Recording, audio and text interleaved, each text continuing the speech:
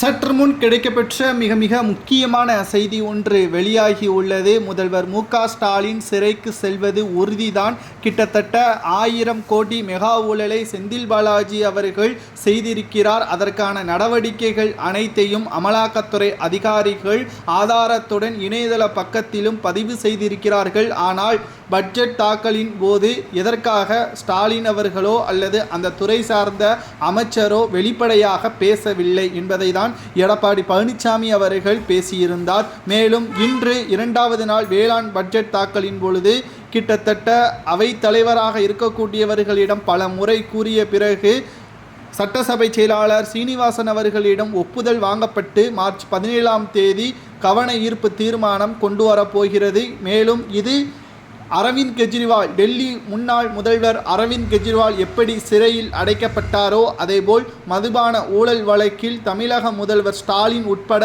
2 மிக முக்கியமான அமைச்சர்களாக இருக்கக்கூடிய முத்துசாமி, செந்தில் பாலாஜியும் சிறையில் அடைக்கப்படுவது உறுதிதான் என்பதை எடப்பாடி பழனிசாமி அவர்கள் ஆதாரத்துடன் கூறியிருக்கிறார். மதுபான ஊழல் என்பது தமிழகத்தில் இதுவரை அல்லாத மெகா ஊழலாகவும் சுமார் 40,000 கோடி வரை மெகா ஊழலை ஸ்டாலின் அவர்களது ஆட்சியில் செயல்படுத்தப்பட்டிருப்பதாகவும், மதுபானங்கள் வாங்கக்கூடிய தொழிற்சாலைகள் நடத்தக்கூடியது திமுகவினர்கள், திமுகவின் எம்பியாக இருக்கக்கூடிய ஜெகத் ரட்சகன் சொந்தமான மதுபான ஆலைகளில்தான் மதுபானங்களை வாங்குவதாகவும், அதற்கான ஹலால் வரியை மத்திய அரசிற்கு செலுத்தாமல் மோசடி செய்வது செந்தில் பாலாஜி அவர்கள் மு.க.ஸ்டாலினுக்கு தொடர்பு இல்லாமல் இது நடப்பதற்கு சாத்தியமே கிடையாது என்பதையும் தற்பொழுது எடப்பாடி பழனிசாமி அவர்கள் ஆதாரத்துடன் கூறியிருக்கிறார். அது மட்டுமல்ல, எடப்பாடி பழனிசாமி அவர்கள் மீண்டும் ஒரு மிகப்பெரிய அளவில் பரபரப்பான ஒரு செய்தியை வெளியிட்டிருக்கிறார். அதை நாம் சரியான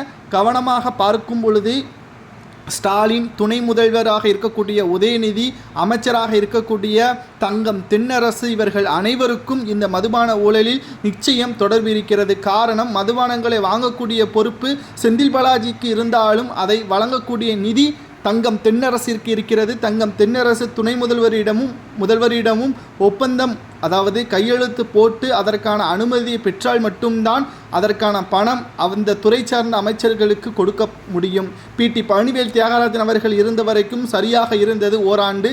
அதற்கு பிறகு நடத்தப்பட்ட அனைத்து திட்டங்களிலும் பிடிஆர் ஓரங்கட்டப்பட்டதும், தமிழகத்தில் சட்ட ஒழுங்கு மிக மோசமாக மாறியதும், தமிழகத்தில் நிதி பற்றாக்குறை ஏற்பட்டதும், கிட்டத்தட்ட 1 லட்சம் கோடி கடன் வாங்கக்கூடிய நிலைமைக்கு தள்ளப்பட்டதும் ஸ்டாலின் அவர்களது கையாளாத ஆட்சிதான் என்றும் கூறப்படுகிறது.